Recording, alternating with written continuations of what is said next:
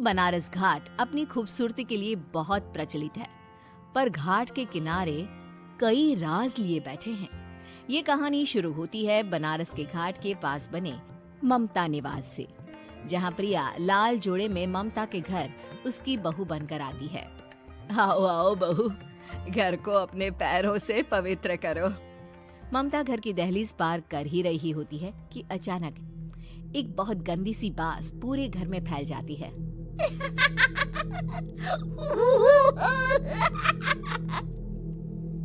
ये बदबू और ये आवाजें, ये कौन हंस रहा है माँ? अब ये पड़ोसी ना हमारे थोड़े अलग से है। कहाँ हम शाकाहारी और ये मांस मच्छी खाने वाले। छोड़, तू ध्यान मत दे और गृह प्रवेश कर। और हाँ बहू, अपनी सास की एक बात हमेशा याद रखना, इन पड़ोसियों से तो कभी बात नहीं करेगी। अच्छे लोग नहीं है ये। अपनी सास की ये बात मानेगी ना बेटा? हाँ माँ, जो आपकी मर्जी, मैं उनसे बात नहीं करूंगी। अगले दिन प्रिया अपनी पहली रसोई बनाने रसोई घर में जाती है।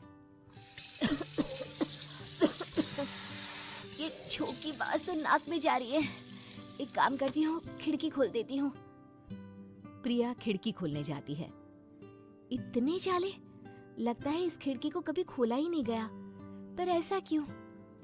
ओह, नॉन वेज की स्मेल आती होगी ना। 2 मिनट के लिए खोल लेती हूँ, फिर बंद कर दूंगी।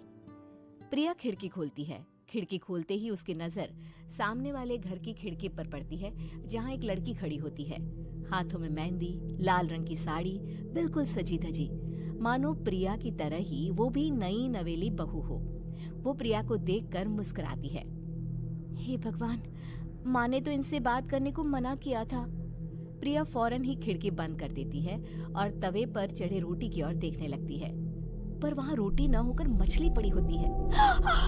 ये क्या? पहली ही रसोई में इतनी बड़ी गलती। हे भगवान, अब मैं क्या करूं? प्रिया बहुत डर जाती है और फौरन रसोई की सफाई करने और फिर सभी के लिए खाना बनाने लग जाती है। जब वो सबको खाना परोसती है, सब तो ठीक है, मैं बेकार में चिंता कर रही थी। हे भगवान, ऐसे ही बस अपनी कृपा बनाए रखना।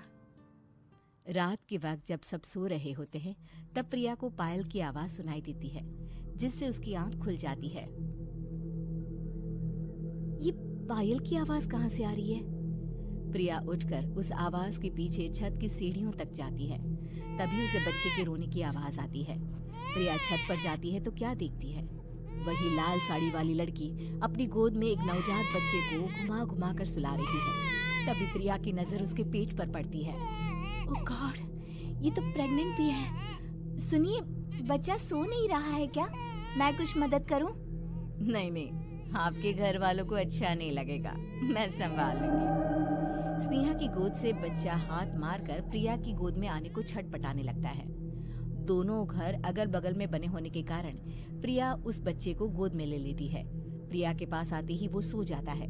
बच्चे का वो स्पर्श रात भर प्रिया भूल नहीं पाती और अगली सुबह वो छत पर कपड़े सुखा रही होती है। तभी उसे एक औरत इशारा करके बुलाती है। स्नेहा कह रही थी बाबू तुम्हारी गोद में आते ही सो गया। मैं गौरी, स्नेहा की माँ हूँ।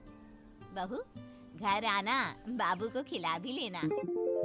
शाम को जब घर पर कोई नहीं रहता, बच्चे से मिलने के लिए प्रिया छिपकर अपनी पड़ोसन के घर चली जाती है और कुछ देर बच्चे को खिलाकर वापस लौट आती है।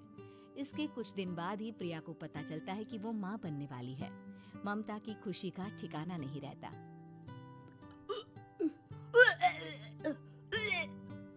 माँ जी, पता नहीं क्यों उल्टी आ रही है। प्रिया भागती हुई वॉशरूम में जाती है तो हरे और लाल रंग की उल्टी करती है। उस उल्टी में से कीड़े निकलते हैं। ये क्या? खून और ये कीड़े! माँ! माँ! प्रिया की आवाज सुनकर ममता दौड़ कर आती है, पर बेसिन में कुछ नहीं होता। प्रिया हक्की बक्की रह जाती है। ये सब क्या हो रहा है? प्रिया घबरा जाती है और अपने कमरे में जाकर सो जाती है। डर के कारण वो इतनी थक जाती है कि उसकी आंख लग जाती है। तब उसे ऐसा लगता है उसके पेट पर मानो कोई बैठा हुआ हो। कौन हो? प्रिया के पेट पर एक 5 महीने की बच्ची बैठी हुई थी, जो बुरी तरह जली हुई थी। माँ, तुम ही मुझे लाई ना अपने पेट में? मैं तुम्हारी माँ नहीं हूँ। कौन हो तुम? माँ, देखो मैं जल गई बुरी तरह से। 6 महीने पेट में रहने को भी मुझे नहीं मिला। सहला दो ना माँ। बचाओ, बचाओ, माँ। ममता दौड़कर कमरे में आती है। प्रिया की बातें सुनकर वो सब समझ जाती है। तू कहीं बगल वाले घर में तो नहीं जाकर आई ना बहू? मुझे माफ कर दो, मैं गई थी माँ। उस घर में सब मरे हुए हैं बहू। कई साल पहले स्नेहा उस घर में बहू बनकर आई थी। कुछ ही दिन में वो एक बच्चे को जन्म देने वाली थी। पूरा घर बच्चे के आने की खुशी में खोया था कि एक दिन अचानक उस घर में आग लग गई। सब बुरी तरह जलकर मर गए। गौरी आज भी दादी बनने का इंतजार कर रही है और इसीलिए स्नेहा ने अपना अजन्मा बच्चा तुम्हारी कोख में डाल दिया। ममता ये कह रही होती है कि पीछे से उसके पैरों को एक बच्चा पकड़ लेता है। दादी, दादी। माँ, स्नेहा की गोद में यही बच्चा था। ये बच्चा कौन है फिर? तेरी मौत है। तेरी भी दादी। जिस चीज का ममता को डर था वही हो गया। ममता निवास के ऊपर मौत ने चादर बिछा दी थी। प्रिया का पेट ऐसे बढ़ जाता है मानो 9 महीने का हो। 2 हाथ उसके पेट से बाहर निकलते हैं। बहू, संतोष को फोन कर, किसी पंडित जी को बुला बहू। प्रिया का पति भागता हुआ घर आता है। ये तो होना ही था माँ। तेरा पाप तेरे सामने आ गया तो तू सह नहीं पा रही है। स्नेहा घर में आग लगी नहीं थी, माँ ने लगाई थी, प्रॉपर्टी की लालच में। और वो बच्चा मेरी पहली पत्नी का बच्चा है, मेरा बेटा, जो कि उस आग की चपेट का शिकार हो गया था। मैंने तुमसे ये सब माँ के कहने पर छुपाया था। मुझे माफ कर दो प्रिया। तुम अगर चाहो तो यहाँ से जा सकती हो। मैं तुम्हें किसी भी बंधन में रखना नहीं चाहता। मेरी शादी हुई है आपसे, मैं आपको छोड़ नहीं सकती, पर उससे पहले हमें स्नेहा, उसकी माँ और बच्चे की आत्मा की शांति करवानी होगी। संतोष और ममता गौरी के घर जाते हैं। अंदर सब कुछ जला हुआ होता है।